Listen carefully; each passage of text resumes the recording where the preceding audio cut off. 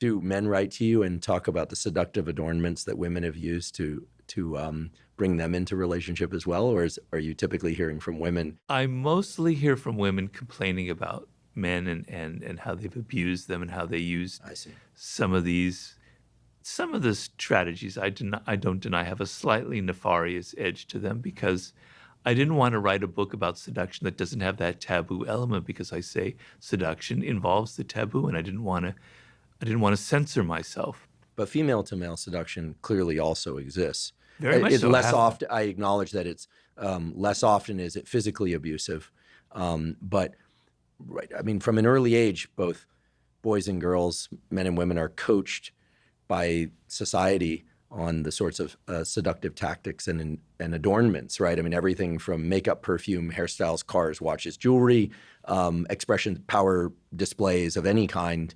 I mean, that stuff, the world's filled with that stuff. Yeah, but men are generally kind of happy when a woman seduces them, right? Unless they're after their money or something like that, which happens.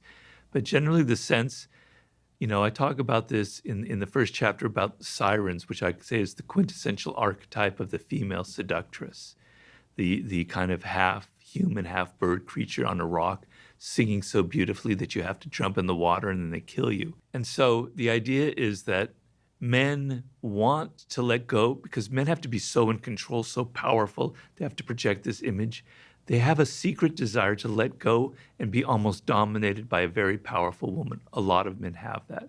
And I talk about some of the most powerful men in history: Julius Caesar, Mark Antony, Joe DiMaggio, all these men, very masculine men who've fallen for very feminine, siren-like women and been completely dominated by them.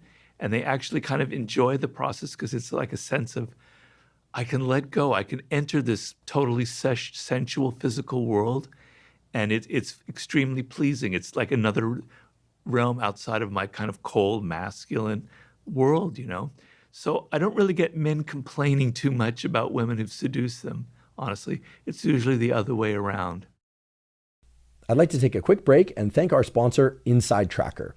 Inside Tracker is a personalized nutrition platform that analyzes data from your blood and DNA to help you better understand your body and help you reach your health goals.